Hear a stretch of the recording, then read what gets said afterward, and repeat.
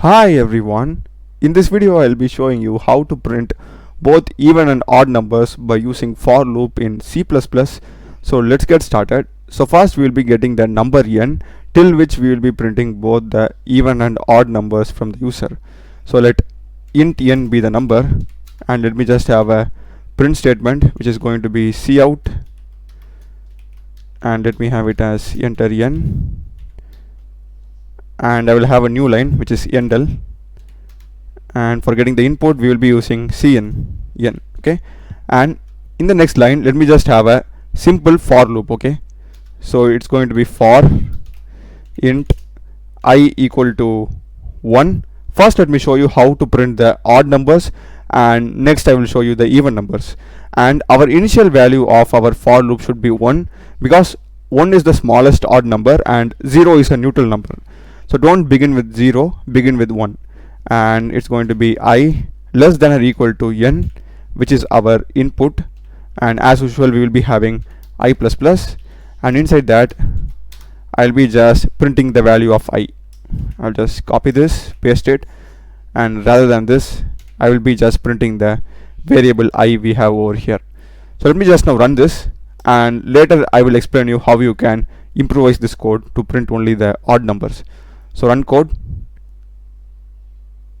enter n, let me go with 10. So here you can see this is working. I am getting the numbers from 1 till 10. So now let's see what we can do to make this code to print only the odd numbers. So before that I just want to explain what this I plus plus actually means. So this I plus plus is similar to writing I equal to I plus 1, and this basically increments our variable value I by one value for each iteration. So for example, during the first iteration our I value is 1 gets printed, and it goes here I equal to I plus 1, so it's I equal to not 1 plus 1, it's I equal to I plus 1.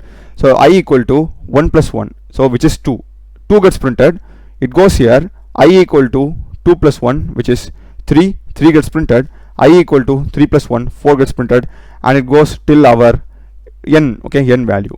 So if I just now cut this code and replace this with I plus plus, so we will be getting the same output, because as I told you both are same, right? So if I run it now and go with same 10, I'll be getting the same numbers.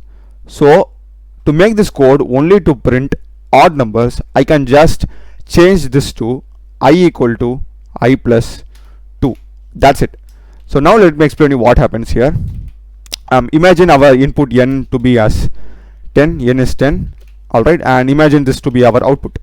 Okay, so it comes here, first thing I value is 1 gets printed, it goes here I equal to I plus 2, which is our I value is already 1, right, which is going to be 1 plus 2, which is going to be 3. It goes here 3 gets printed, next I equal to I plus 2, our I latest value is 3, which is 3 plus 2, and which is 5, so 5 gets printed. It goes here I equal to I plus 2 again, our latest value of I is 5, which is 5 plus 2, and I'll be getting 7 here, 7 gets printed, and next 9 will be printed, and after that it will be 11, but 11 condition fails over here, 11 is not less than 10, so we will be getting the odd numbers. So if you just change this value I equal to I plus 2, we will be getting all the odd numbers.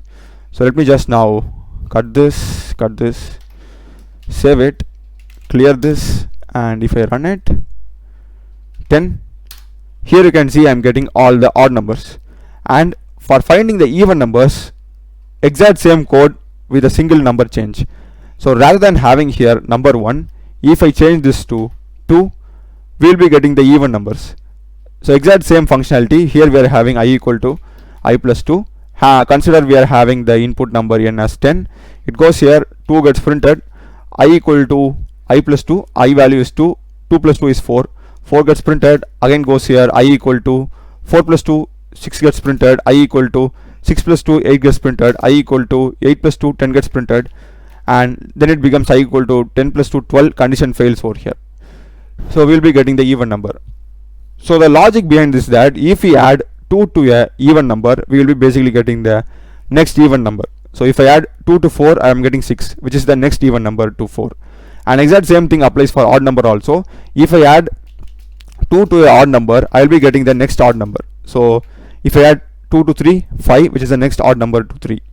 So this is the logic that we are making use of over here, just adding 2, and the initial value determines the type of number that we are printing, whether it is even or odd. So you need to be careful with the initial value. Okay, so since this is a even number, I'm having it as 2. Clearing this, and if I run it, let me go with 10 again. I'm getting 2, 4, 6, 8, 10. So this is done. So now let's see how we can print both the even and odd numbers.